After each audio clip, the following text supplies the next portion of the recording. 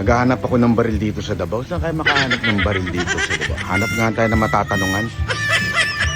Pastor, saan ho ba makakahanap ng baril dito? Kasi sabi din, Senator, may baril daw dito. May baril-barilan. Ipapakita ko sa inyo ngayon yung nangyayari. Okay?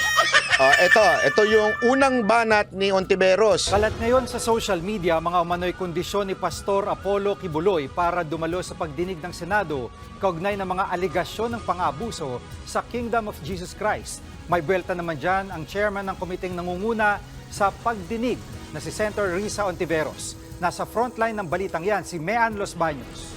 Hindi ko po tinatanggal kahit kanino man na maging kaibigan o tumanaw ng kabaitan niya sa pamilya. Pero kahit kaibigan natin, kahit naging mabait sa pamilya natin, kapag ka ang akusasyon sa kanya ay panggagahasa, pang-aabuso pa sa bata, panlilinlang, hindi ba ang tamang dapat natin gawin bilang Senado ay paharapin yung taong yon sa komite? Hindi.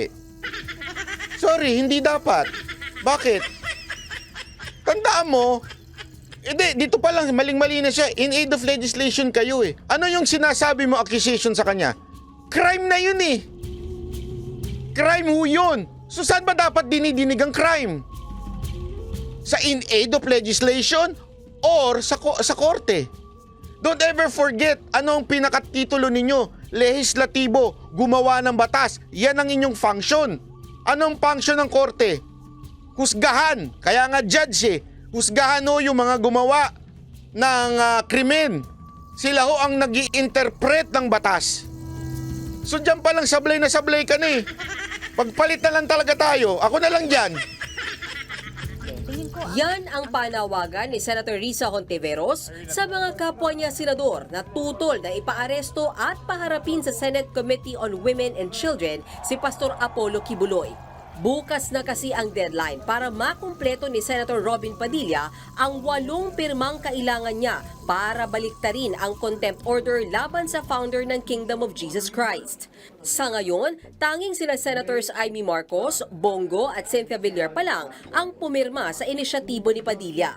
Oras naman na hindi makumpleto ang mga kailangang pirma. Alam mo, yung mga katulad ni Sian, sinasabi nyo dyan ha, kung totoo yan sinasabi nyo, yung mga katulad kasi ni Sian, alam naman natin mga ano yan eh.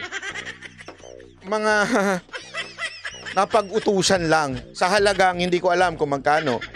Sa pag-utusan lang yan. Wala akong alam sa politika yan. At saka hindi ko nga maintindihan. Aminado naman siyang scammer, pinaniniwalaan pa rin siya. Hindi ko magets eh. Yang siya na yan, sausaw suka yan. Kung nasa ng pera, nandun yan, animal na yan. Ay, huwag niyong pinaniniwalaan yan. Bobo yan sa politika. Bobo yan sa batas.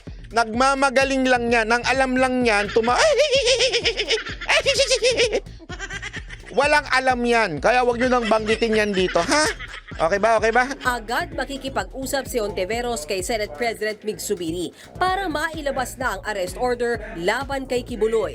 Nanindigan naman si Ontiveros na pwede pa rin ipagpatuloy ng Senado ang mga pagdinig nito kaugnay ng mga pang-aabuso sa mga miyembro ng Kingdom of Jesus Christ. In aid of legislation nga raw ito para malaman kung may mga pagkukulang ba sa batas pagdating sa mga pinapayagang gawin sa loob ng religious groups. Tingnan mo!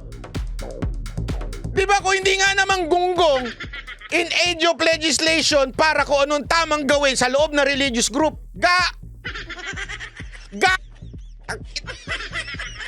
gusto kitang murahin ng mga 100. Ha? Alam nyo kung bakit? Ano ba namang katangahan yan? Di ba alam mo na nga may separation of the church and the state? Pakikialam mo yung mga ginagawa sa loob ng church? Ulitin ko, unless there is a crime happening. Eh yung accusation mo na may crime, nasa korte na. So hindi mo na dapat pakialaman yan. Pambihira, oh. Inability of our labor laws. Oh, labor laws na ha. Napunta na siya ngayon sa labor. Alam mo, dito mo malalaman talaga na isang bagay ay isang persecution. Ang isang bagay, isang persecution kung ang direksyon, iba-iba na. Akala ko ba nasa rape? Akala ko ba nasa child, labor o child abuse? Tapos ngayon nasa labor ka na ngayon? Ni isang araw nasa tights ka naman. Nasa sahod ka. Ano nasa susunod? Baka pakialam mo ba't walang asawa si Kibuloy? Gusto mo mag-apply kasi may balita ako sa'yo. May balita ako sa'yo, mahilig ka daw sa ayaw na lang natin sabihin. To sufficiently address voluntary labor arrangements. Paano kung walang employee-employer relationship? Voluntary nga eh. Anong hindi mo naintindihan sa voluntary? Paano kung walang employee-employers relationship? Voluntary. Alam mo ibig sabihin ng voluntary? Walang namimilit. Kung ako gusto kong magtrabaho ng walang bayad, wala kang pakialam. Ulitin ko, Ontiveros, kung gusto kong kunwari pumasok ako ng isang trabaho, ayokong sumahod. Bakit? May pera ako. Wala kang pakialam. Voluntaryo nga eh. Ito si Ontiveros, di mo alam kung tanga o bobo eh. Ano kaya siya, tanga o bobo? Hindi ko talaga alam. Wala bang magagawa dapat ang ating batas kung meron namang malilinaw na paglabag? Napakalinaw po ng isang halimbawang lumabas na sa aming mga pagdinig, yung kaso ni Elias Rene, yung manggagawa o empleyado sa SMNI. Manggagawang! Ay, sandali nga, SMNI. Pwede ba akong pumasok sa inyo? Wala rin bayad. Papasok ako sa inyo. Bigyan nyo kami ng programa, mga banateros. Walang bayad, ha? Tapos ipamumuka ko dito sa Naku, gusto ko talagang tawagin tong gunggong eh. Pwede ko ba tawagin tong gunggong? Diba? Bakit pati yung voluntaryo pakikialaman mo? Anong? Alam mo, pakialaman mo yung family mo. Totoo lang. Oh, gusto mo malaman kung bakit?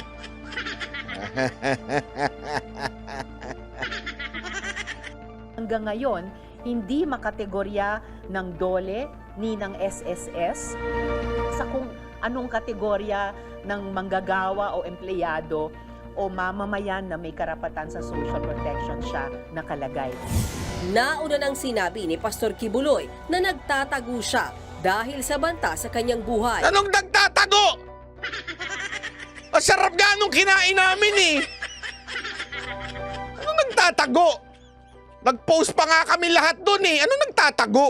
Nababahala naman si Ontiveros sa pagkakatalaga kay dating Pangulong Rodrigo Duterte bilang tagapangasiwa ng mga ari-arian ng Kingdom of Jesus Christ.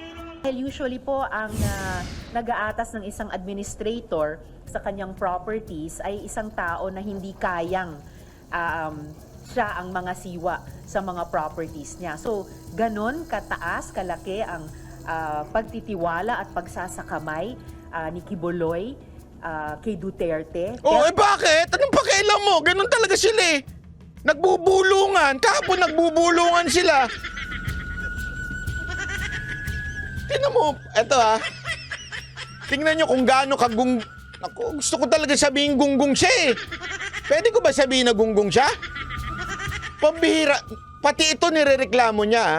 Yung pagbigay ni Kibuloy na i-administer niyong pagmamay-ari niya kay Duterte. Anong pakialam mo? Pagmamay-ari mo ba yan? Hindi, tanungin kita, Ontiveros, pagmamay-ari mo ba yan? Bakit anong pakialam mo dyan? Yung totoo. Pagmamay-ari mo ba yung kingdom? At gusto mo ikaw mag-decide kung sino? Eh, kung close talaga sila eh. Hindi, alam mo, mararamdaman mo naman kung close yung dalawa eh. Alam mo, eto ha, sa dami ko nang nakilalang nakasama sa meeting ni Pangulong Duterte, kahit mga malalapit niya, kahit si SBG, kahit sila Junalo, salamat po. Alam mo, iba pag nag-usap si Pastor Kibuloy tsaka si Pangulong Duterte. Alam mo ang tagal na nila magkasama. Yung hindi na sila mag-usap na parang presidente si Pangulong Duterte, para na sila talaga magkaibigan, na magkapatid, ganun na ang turingan nila. Tapos pakikialaman mo, Ontiveros, sino ka? Baka naman gusto mo lang makinabang sa sa kingdom. Oy, binabati pala natin si Jojo de Guzman. Nandito siya. Kanina pa siya announce na, pupunta ka ba bukas? Pasensya na, yung mga pupunta bukas. Bukas, confirm na confirm. Pupunta si Pangulong Duterte. Tinanong ko po yun.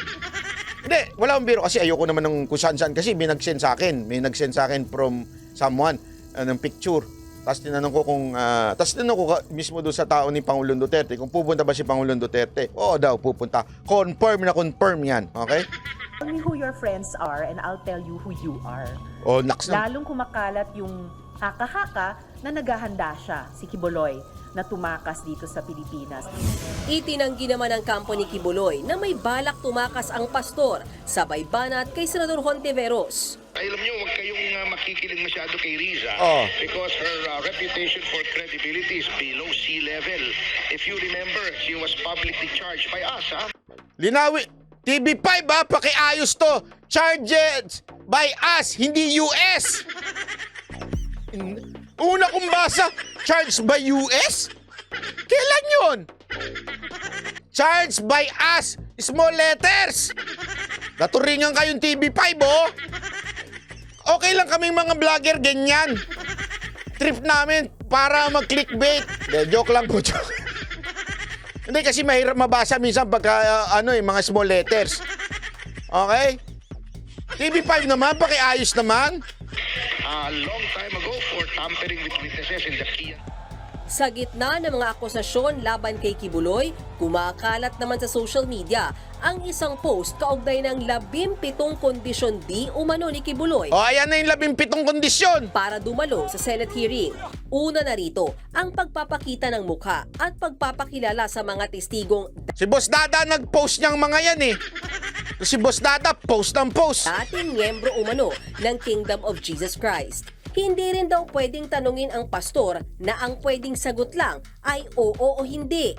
Dapat din daw payagan si Kibuloy na i-cross-examine o tanungin ang Sasagutin ko yan kung tama ba yung demand na yan, ha? Antay. mga witness at si Senador Hontiveros. At dapat din daw ilantad kung magkano ang binayad ni Hontiveros sa mga testigo para dumalo sa pagdinig. Ilang vlogger na ang nag-post nito. Oo, si Boss Dada. Post ng post eh. Pero wala ito sa mismong page ng SMNI na siyang broadcast media arm ng Kingdom of Jesus Christ. Itinanggi naman ng kampo ni Kibuloy na may mga ganitong Tinanggi daw ng kampo ni Kibuloy. demand ang pastor. Buwelta naman ni Hontiveros, Bakit ang Senado ang mag-a-adjust sa kanya? The Senate will not bend its rules and procedures for you, Pastor Kibuloy. Even if you are, as you say, a self-appointed son of God. Hindi kami para utusan mo. nagbabalita Pwede, bakit? O, linawin natin yan, ha? Linawin natin yung demand ni Pastor Kibuloy. Kahit ako, nung binasa ni Pastor Kibuloy sa amin yan, nawindang ako. Talaga nawindang ako eh. Una-una sa lahat, itinanggi daw ng kampo ni Kibuloy, walang tumatanggi. Okay? Tinanong ko ho kasi yan. Sinabi ko ho talaga ngayon lang, kaka-text ko lang, kaka-message ko lang sa kanila. Oy, bakit yung tinanggi to? Eh si Pastor ang nagbigay sa amin ito eh. Pinaamak niyo si Boss Dada. Alam mo, ganito lang context niyan, ha? Hindi pa kasi yan, kahapon, nung nilabas nila Boss Dada, press na press pa, mainit na mainit galing sa X-ray, X-ray, sa Xerox, o, di ba? Mainit na mainit galing pa sa printer nung nilabas sila Boss Dada yan. Kasi lahat kami binigyan. Hindi ko lang nilabas, kasi kain ako ng kain. Ang sarap kasi nung beef brisket nyo eh. So habang kumakain ako, picture sila ng picture dun sa tas pinost nila yung 17. Pero nung pinakikinggan ko na dinidiscuss ni Pastor Kibuloy yan, nawindang talaga ako. Una sa lahat, TV5, Google din minsan. Ang report nyo, sinabi ninyo pinost ng mga vlogger, pero hindi nilabas ng SMNI. Pero nakalimutan nyo ho ata, nagkaroon ng gikan sa masa kagabi. Kagabi lang po nagkaroon ng gikan sa masa. Nasa vlog ng mga, ilan silang vlogger na naglabas siya, magkakaiba ng anggulo. Na pare-pareho naman di maayos sa mga mic. Next time, ayusin nyo mga mic nyo, mga vloggers! Pinaiinit nyo ulo ko eh.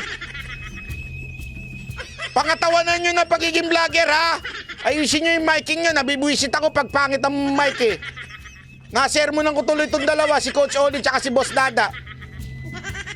Ayusin nyo mga vloggers ha.